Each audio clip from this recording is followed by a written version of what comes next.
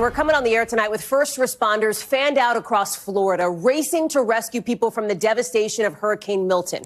Crews are fighting to get to people. Look at this. Somebody basically clinging to this cooler, what looks to be that, out in the water. This is new video just into us from the Coast Guard here. You can see them dropping this.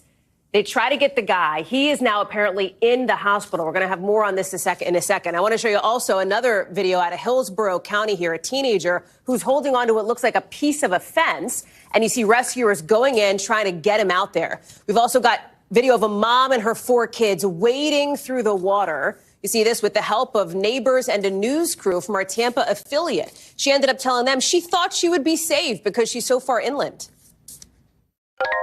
Me and my children hopped on the oven, and once we hopped on the oven, I called my mom and told my mom, I think me and my children are about to drown to death.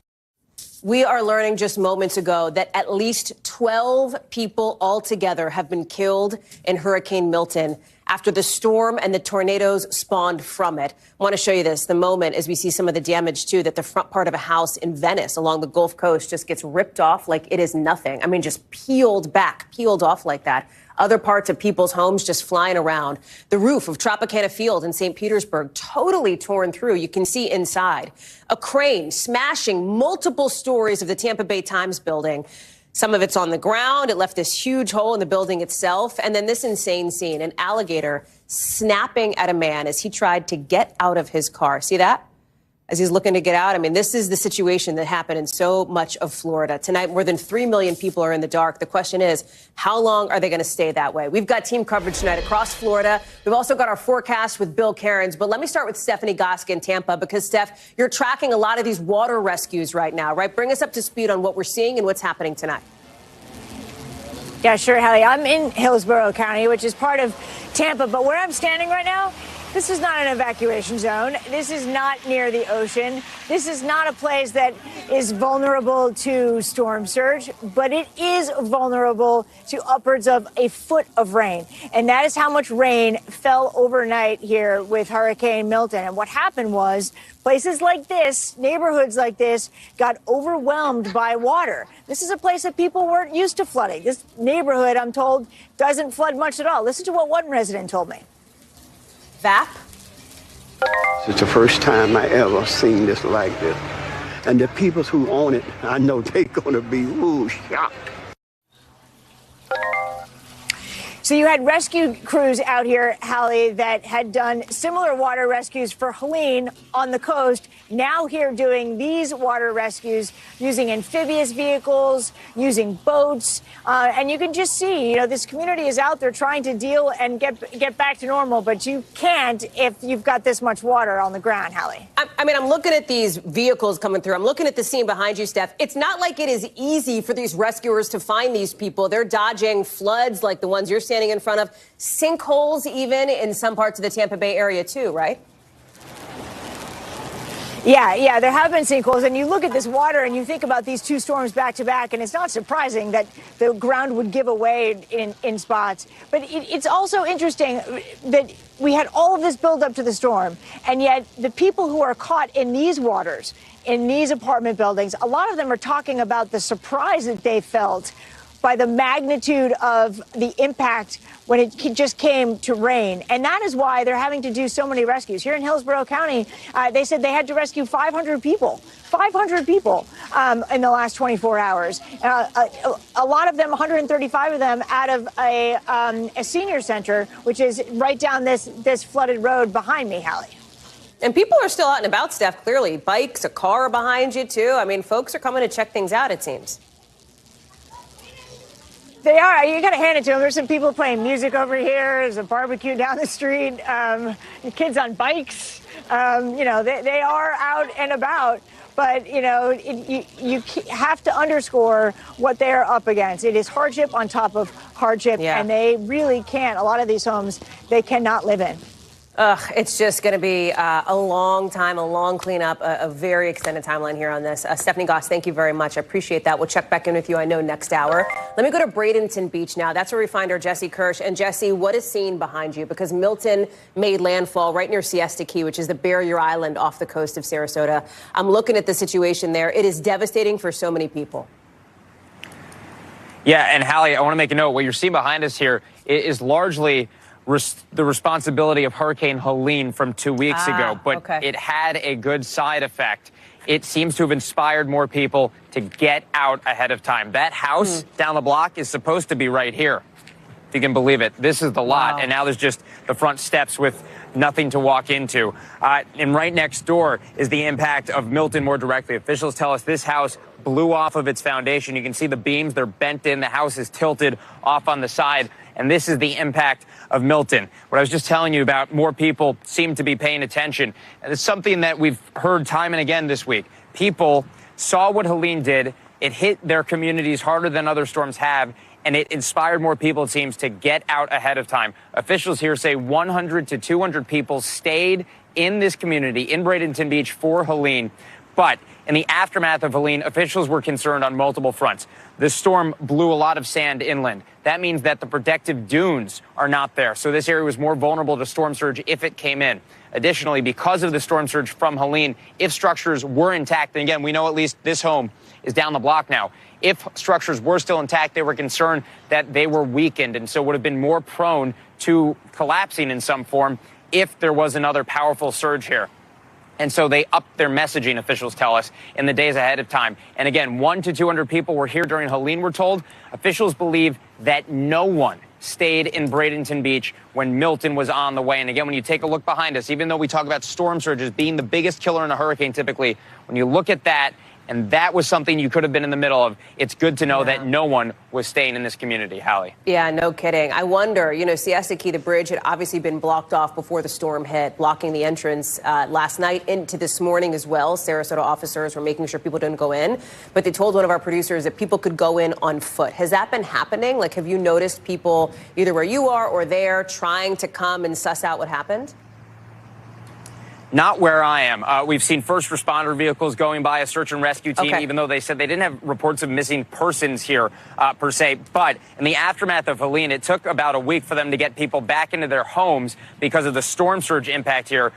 Officials believe they may be able to get people back, residents, I should say, back into this community in Bradenton Beach as early as tomorrow, possibly. But for now, the public is not allowed in here. We were escorted in, Hallie. Okay. Of course, they wouldn't have power if they did get back in, right? I mean, that's the big issue. Yeah, as best we can tell, there's no power out here. There's debris all over the place. Even though we're not dealing with hurricane force winds, right? You could still get a gust. When it gets dark out, this is stuff that you could be driving over. You could get a flat tire, which would, be a best case scenario, frankly, with all the stuff that's out here. We've seen a tipped over fridge. There is pieces of wood. There's, drywall hanging out of these homes. And again, you've got unstable structures like this one. And who knows what else could happen in the days ahead with something like that, Hallie. Jesse Kirsch, thank you for being there, and thank you for being there all night. I know, in the thick of it. Appreciate it. Marissa Parra, same to you, friend, out there in St. Pete. I know you've been driving around the region where it's not easy to get around, say the least. I'm looking behind you here. We showed that video of Tropicana Field. This is a roof that was built to handle up to 115 mile an hour winds. Wind speed never actually got that high. It was like 101 miles an hour. But look, I mean, the roof was ripped right off. Fortunately, nobody was hurt, Marissa, but this is just one example of some of the destruction that Milton brought. Right. So I want to point out a couple things. We actually drove through around the same area that Stephanie Gosk is standing in. And this is, I think, a stark difference because she is highlighting the water event, the water damage that parts of this same region are seeing. In fact, we're in St. Petersburg. This is what we were seeing about 2 weeks ago with Helene. But now the difference is where Helene was 100 miles offshore and caused all that water damage, we now are seeing in these same parts 2 weeks later the wind damage. Case in point, right here, Tropicana Field, home of the Tampa Bay Rays. That roof, which is just an exoskeleton now with pieces of fabric flapping in the wind, exposed, and there were roughly 14 people inside. We know at one point they were considering using this as a staging area for first responders inside, and they ultimately decided not to do that. But there were 14 people who were inside working security. Undoubtedly a very scary moment for them. And keep in mind, that is here. And by the way, there were no injuries reported. We understand that people were able to take shelter. The Tampa Bay Rays were able to confirm that in a social media post. Hallie, it is only blocks away from here that a crane collapsed. I think I was here yesterday telling you about the concerns of those crane collapsing. That's right. And that is exactly what happened. But it was on a business building and no one got hurt in that instance either, Hallie. Yeah, I think it was the Tampa Bay Times building, right? But it's our understanding from some of the reports that those journalists were out because they were covering this storm. So fortunately, no injuries there, Exactly. Marissa. Ton of rain, too, right? I mean, just absolutely swamped people in that area. Yes, and I can speak to that because we were driving through it. We saw those flooded streets, and one thing that was really remarkable, and we knew that this was going to be the case, it was really hard to tell the difference between where the Helene debris began or ended and where Milton debris began, because it all just sort of floated together as one big mess on the streets here. And I think that, as Stephanie pointed out, a lot of people probably caught off guard in areas where they were not in those mandatory evacuation zones. They thought they were safe. So between getting caught off guard with the rainfall or even wind like this, being told that you might be at risk of a crane collapsing in your apartment wasn't exactly in the cards. They thought that, oh, we're in evacuation zone C, we must be safe. And just a reminder, these storms pose a threat from all sides, Hallie. Marissa Barr, live for us there in St. Petersburg. Thank you. Let me take you to the other coast, to Fort Pierce, where Priscilla Thompson is. And the reason why we have you out there, Priscilla, is because you're in St. Lucie County. If folks were watching our coverage over the course of the last 24 hours, they saw on our show that we spoke with officials there who talked about the impact of the tornadoes that were getting spun off from those outer bands of Milton. We now know that multiple people have died from this very scary tornado outbreak where you are. Tell us more about what we're learning, about who these victims are, and about what happens next. Yeah, Hallie. Well, let me tell you about what we're seeing in this neighborhood. You've got two cars back there with the windows busted out here, windows busted out there. Up and down this block, just about every car has its windows busted out. There are trees and debris everywhere, piling them up on the side of the road here. But here's the other thing that we've seen here. Storm shutters up also on just about every house. This was a community that tried to prepare for the hurricane. They were prepared for the winds, they were prepared for the flooding, but they were not prepared for the possibility of those tornadoes. I want to play a little bit of sound that I got after speaking with a resident here who talked to me about the moment that he realized this was going to be more than just your traditional hurricane. Take a listen. You could feel the pressure of the house on top of it, and audibly the whistling and force coming down. It lasted about a minute and a half, and it was gone. Walked outside and annihilated. The neighborhood annihilated. And just really quickly, I will say the folks in this community count themselves lucky because the community right next to it, we have drone footage showing the devastation there. Houses completely gone. Police were only allowing residents in because there were teams on the ground still doing search and rescue in that area. And so certainly a lot of devastation here as the toll from the tornadoes alone is at 6. That is half of the death toll here in the state so far. Hallie? You've also got 50,000 people who don't have power in the county where you are, Priscilla. The Florida governor has said linemen from as far as the West Coast out in California are being brought in to try to help. Any sense of timeline? Yeah, that's always the big question. He says that there are 50,000 linemen who are here working to get into these areas to begin working on getting that power restored. They've also brought in 1,000 generators to help power some of this critical infrastructure. But I think, as is often the case, it is going to take time, especially as we're talking about more than 3 million people across the state without power. But I want to show you really quickly a good sign. Water utility folks here. This community still without power, but they're working to get that wastewater pumped out. And so that is a good sign here when you see utility trucks coming into neighborhoods like this. Hallie? Yeah, no kidding. You cross your fingers and hope it means that the folks will be able to get what they need sooner rather than later. Priscilla Thompson, thank you very much. Let me take you now to the Sanibel Causeway, which is connecting to one of the barrier islands off the coast with Sam Brock. And Sam, I'm looking behind you. Looks like emergency vehicles are getting through. What about people who live or have homes in that area? Yeah, so if you're a resident, you can get on and off the island, but everybody else right now cannot access it. Hallie, look over my shoulder. You got the checkpoint. This is actually the lightest that we have seen things the entire day. My guess is because there's a curfew at 9 p.m. After that point, everyone's got to be inside. But here's the reality for Sanibel Island right now. And we talk about these barrier islands as being sort of that first line that gets whacked with huge storm surge and these violent winds. Well, on Sanibel Island, this situation has no water, no electricity. There is a critical piece of infrastructure that needs to be flown onto the island to restore the electricity that allow them to start pumping water again. But these bulletins, they're warning residents returning for the first time to their homes on Sanibel, do not turn on the water. You could get sewage backed up inside of your home, and there are many cases not clear as to what level of damage they're even going to see. I couldn't tell you, because we haven't been able to get on there, how bad it is, but I can tell you that it's not unlikely that they've sustained some damage. Sanibel Island, you recall when Hurricane Ian came through a couple of years ago, the bridge was damaged. You couldn't get across the causeway, and everything was decimated. Century-old hotels and homes that have been there for so long were wiped out. I'm not saying that's the case in this instance, but we can't see right now because access is restricted. Can you give us a sense of what it was like for you overnight as you were hunkering down in the storm? Folks who watch the show know that we talked to you a little bit about how you and your crew stayed safe through Milton. Kind of give us the update there and where you're heading next. Like, as you're looking at the maps and as our teams are getting deployed to various locations, like, what's the next thing for you in your reporter's notebook? So, Hallie, I can't hear you right now. We just lost our communications, but I will tell you this. I think you're asking me about Fort Myers Beach, as long as we sort of segue to where we have been today and the places that we've seen, really the evocative memories of people that have gone through these crises. And it's pretty remarkable. These homes that have been newly rebuilt, right? Hundreds of homes all over the 7-mile stretch on Estero Boulevard held up pretty well, but many homeowners did sustain more damage. Can you imagine the idea of going back after Hurricane Helene, now after Hurricane Milton, after Hurricane Debbie? It's been 5 hurricanes in 2 years for this population of people. We caught up with one woman. Her name is Crystal Shola, and she also does need to have more repairs to her home, which was destroyed in the first place. We talked about the psychology of the situation. Take a listen. How hard is it to keep going through this same cycle over and over again? You know, it is hard. We have terrific neighbors. We all help each other. And the fact that we all love it here so much that, you know, we just keep doing it, you know. It's really, you know, it's heart-wrenching to have to keep going through this. Residents just returned, Hallie, and no doubt Crystal not the only one that's feeling that way and that emotional today. Back to you.